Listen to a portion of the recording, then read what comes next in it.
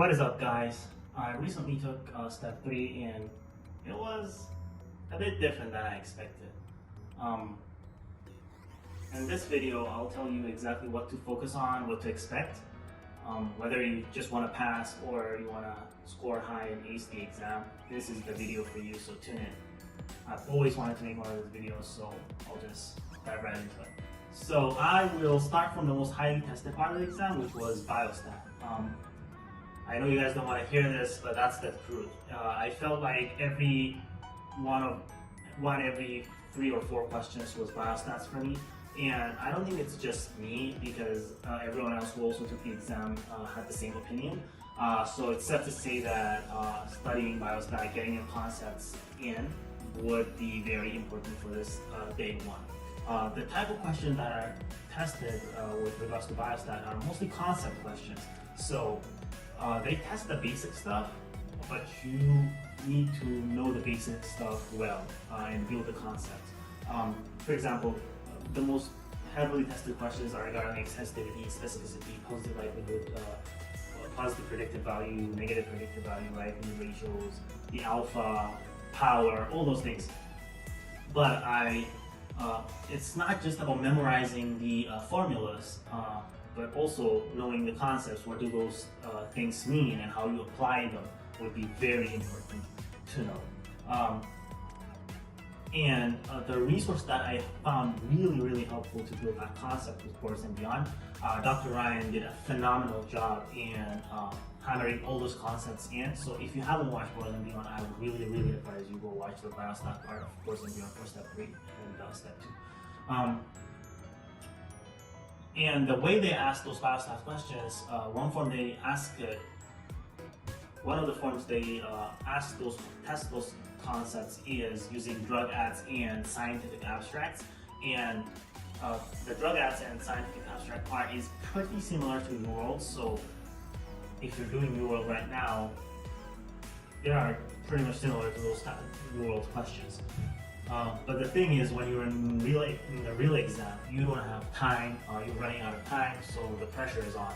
So I would highly advise you to do UWorld biostat questions the last 3 days before your first day of step 3. I would just say do timed UWorld biostat questions, 3-4 blocks, back to back, just to hammer those concepts and to develop the ability to work under pressure as well. I've read on many Reddit forums, people just say, oh, don't waste time on those questions, just answer C and move on. Don't do that, please. Those questions, if you really prepare for them, those are easy points. Just don't be frustrated, take your time, read the abstracts pretty well. You can keep those questions until the last if you're scared you might be running out of time.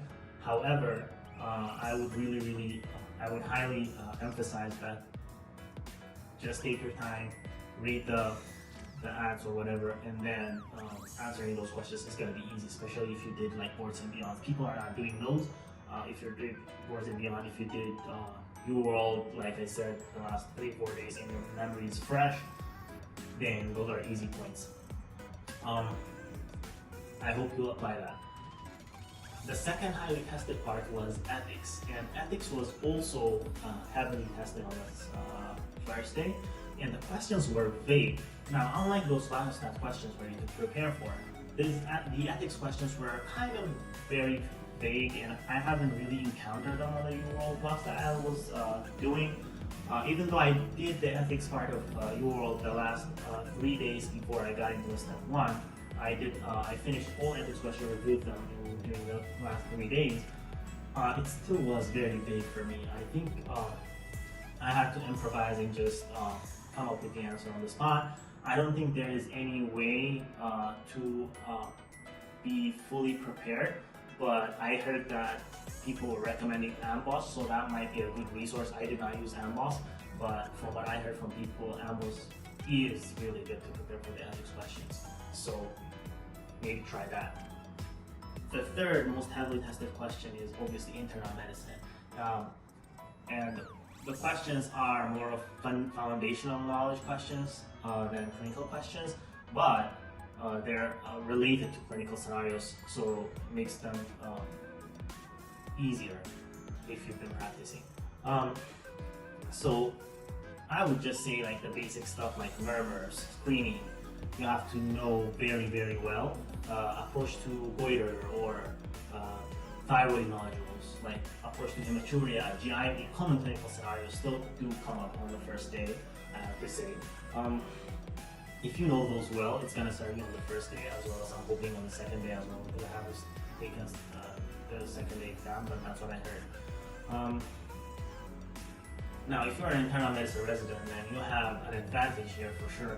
But if you're not an internal medicine resident, then I would highly suggest you take this exam on your first year of internship, just because you have exposure to internal medicine and during your preliminary year or transitional year. And if you're an IMG, you can take this before your residency or during your internship if you're doing internal medicine. And I'll actually do a separate video regarding whether it's better to do step 3 during internship year versus before starting residency. So tune in for that as well. One comment that I've been hearing while I was preparing for step 3 was the questions are more like USMLE step 1 type of questions during day 1. And that is, I found to be true, but it doesn't go as far back as to ask some things that you never see clinically, like for example, lysosomal storage diseases are not, I haven't found any question. I think I had like one question regarding like glycogen storage diseases, but that was if you have pretty good foundation on step 1 and step 2 CK knowledge, it should be straightforward. You're gonna remember it at the heat of the moment with the adrenaline and everything, and it wasn't so frequent that you need to go back and revise first aid or anything like that. Fair enough, if your step 1 and step 2 is not great and you don't feel comfortable, go back, skim through first aid. But if you did well on step 1 and step 2, you don't need to go back and study first aid for this exam. So that's my thoughts on it. I hope you find this to be very helpful. If you find this helpful, comment, subscribe. I'm going to do a separate video for the day 2 as well, and I might do a score release and share my results. So tune in for that, and I'll see you later.